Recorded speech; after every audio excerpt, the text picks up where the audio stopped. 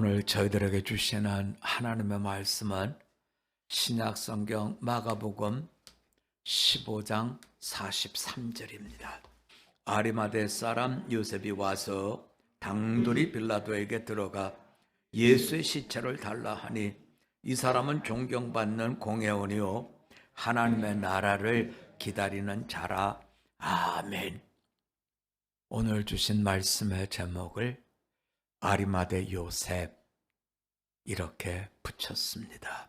옆에 분하고 한번 인사하시면서 예수님이 부활하셨습니다. 인사해 주시기 바랍니다.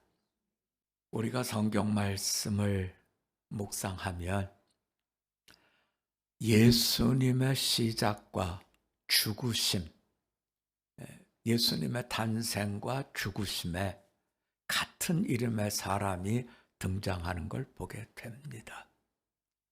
탄생에는 마리아의 남편인 요셉이 등장합니다.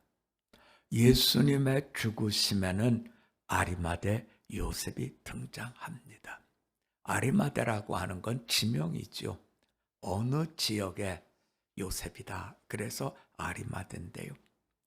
아리마대라고 하는 이 지역은 우리가 잘 아는 사무엘 선지자의 고향이기도 한 곳입니다. 그래서 그 지역 사람들은 우리가 사무엘 선지자의 고향 사람이다 해가지고 신앙에 관한 한 특별한 자부심을 가지고 있다. 성경은 이렇게 얘기를 해주고 있습니다.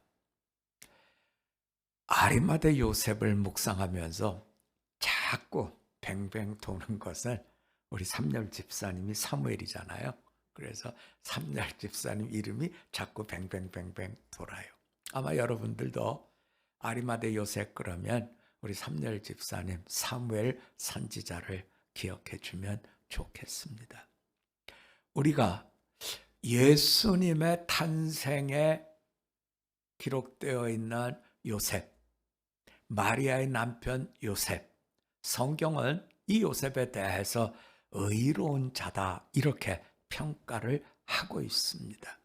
우리는 보통 의롭다 그러면 하나님의 법을 잘 지키는 사람이 의롭다 이렇게 생각하는데 마리아의 남편인 요셉은 의로움의 정의를 잘 우리들에게 보여주는 이런 분입니다. 약혼을 했어요. 그런데 약혼녀가 어느 날서부터 갑자기 배가 뽀록뽀록 불러오는 겁니다. 근데 묻기도 애매하죠. 그래서 지금 아직 결혼 전인데 아기를 가지면 당시 사람들은 돌로 쳐서 죽이게 돼 있습니다. 부정하다는 거죠. 그런데 요셉은 그 마리아를 죽는 길에 내몰지 않으려고 가만히 파혼을 하려고 합니다. 그때 이제 천사가 와서 얘기해 주는 거죠. 요셉아 두려워하지 말아라. 내가 약혼한 마리아는 성령으로 잉태된 것이다. 이렇게 해서 이 요셉으로 인해서 마리아도 살고 예수님도 살게 된 것입니다. 성경은 살리는 자가 의로운 자다 하는 것을 요셉을 통해서 우리에게 듣게 주고 있습니다. 두 번째로 등장하는 요셉은 우리가 오늘 본 아리마대 사람 요셉입니다. 이분은 오늘 말씀에 보면 빌라도에게 가서 예수님의 시체를 달라 그래서 그 시체를 거두어 장례를 치른 이런 분으로 지금 소개가 되어 있는데요. 이분은 하나님의 나라를 기다리는 이런 분이다 이렇게 얘기를 해주고 있습니다. 자, 하나님의 나라를 기다리는 사람, 다시 말하면 하나님께서 함께 한 이 사람은 어떤 삶을 살았는가 성경이 보여주는데요. 우리가 요한복음을 보면 아리마대 요셉은 다른 제자들이 왕성하게 내가 예수의 제자요 하고 드러내놓고 활동할 때는 내가 예수님의 제자지만 숨겼다는 거예요. 그런데 정작 예수님께서 십자가에서 죽으시고 이제는 다 도망갔을 때, 그때 당돌하게 나타나서 총독에게 예수님의 시신을 달라고 했고, 니고데모와 함께 예수님의 장례를 잘 향품을 준비하고 세마포를 사오고 자신을 위해서 만들어 놓은 무덤에 예수님을 모신 분으로 성경은 이렇게 소개해 주고 있습니다. 우리는 이 아리마대 요셉이라는 분을 생각해 보면 이분이 내놓고 내가 예수님의 제자입니다 하지 못했던 것은 그 당시 당국자들이 예수님의 제자 되는 걸 대단히 싫어했습니다. 그래서 손해볼 게 많죠. 왜냐하면 공회원이죠. 왜냐하면 재산이 많죠. 그래서 내놓지 못하고 있었는데 정작 예수님께서 죽으셨을 때는 가서 시신을 달라고 하고, 그리고 공회원으로서 재산을 많이 가져서 손해를 볼 수 있는 것이 많았음에도 불구하고 모든 것을 다 잃은 이런 모습을 보여주고 있습니다. 아리마대 요셉의 공로가 그럼 뭡니까? 이렇게 물어본다면 아리마대 요셉이 예수님의 장례를 치렀기 때문에, 만약에 그대로 십자가에 달려있다고 하면 예수님은 그 시신을 짐승들이 와서 짐승의 밥으로 뜯어먹었을 것이고요. 또 예수님께서 그 묘지에 안장되지 않았다고 하면 예수님께서 부활하신 뒤에 어떤 일이 당시에 있었느냐면, 예수님께서 돌아가셨는데 그의 제자들이 예수님의 시신을 빼돌리고 그분이 살아생전에 얘기한 것처럼 내가 며칠 만에 살아날 거다 하는 이런 이야기가 있는데, 이것을 이제 사람들이 가서 다 제자들이 시신을 훔쳐갔다 하는 복음에 반하는 이 부분을 방어하기가 대단히 어려웠을 줄 압니다. 왜냐하면 예수님께서 부활하신 뒤에 만난 분은 한 500여 명 됩니다.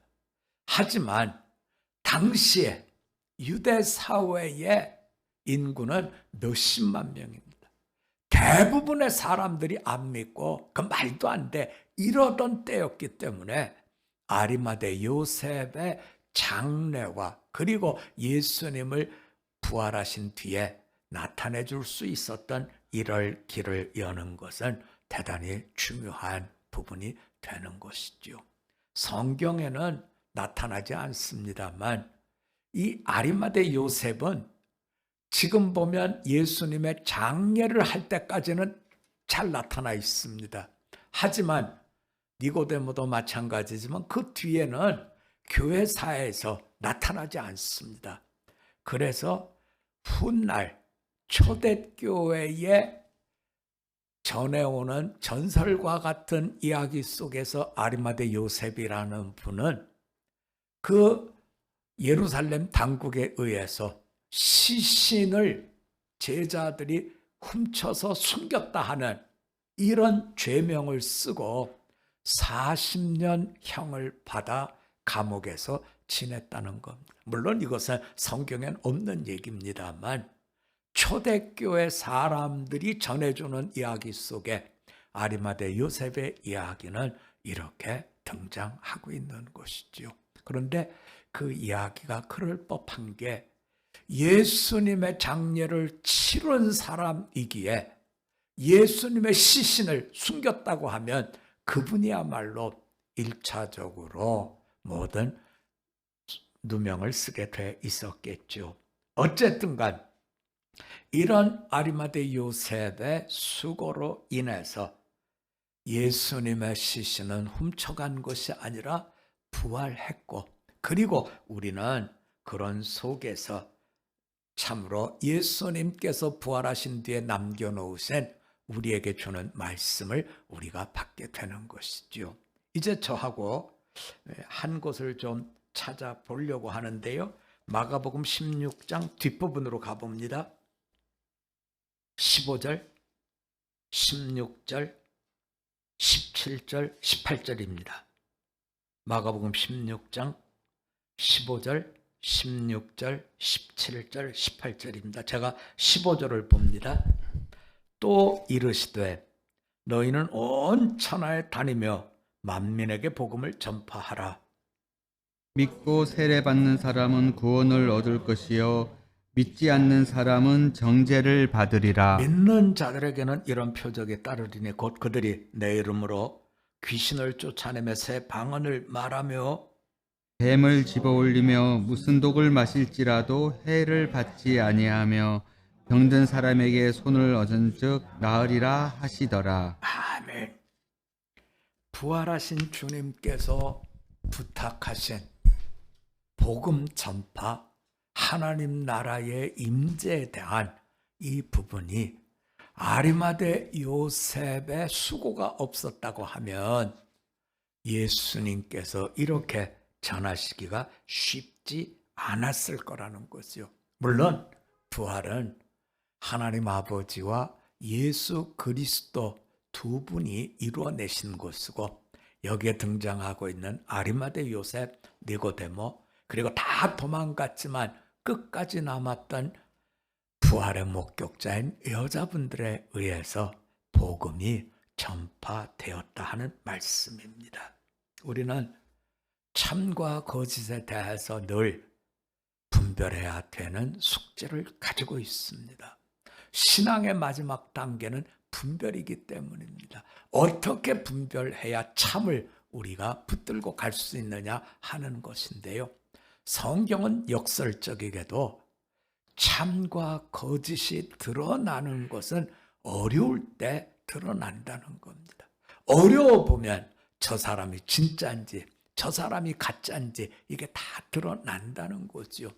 참으로 니고데모와 같은 사람 그리고 여기에 등장하는 아리마대 요셉과 같은 사람 자신의 삶 속의 모든 것을 잃어버릴 수 있는 어려움 앞에서 무너지지 않고 잘 증거해주고 있는 이 부분을 우리가 보면서 참으로 어려울수록 주님의 귀하심을 잘 드러내는 우리가 되어야 될 줄 압니다. 이제 말씀을 정리합니다. 오늘 말씀을 우리가 마음에 두시면 예수님은 십자가에서 죽으시고 사흘 만에 부활하셨습니다. 그리고 그 어간에 장례를 치러준 수고한 분들 아리마대 요셉, 니고데모 그리고 여인들이 거기에 등장을 합니다. 이분들의 수고로 우리는 예수님의 부활에 대해서 전해 듣고 전할 수 있는 이와 같은 귀한 선물을 받은 것이지요. 성경은 우리들에게 부탁합니다. 때를 얻든지 못 얻든지 하나님께서 기억해 주는 사람으로 서라는 겁니다. 우리가 신앙인으로 살아간다는 것은 내가 믿음을 잘 믿는다. 이게 중요한 게 아닙니다.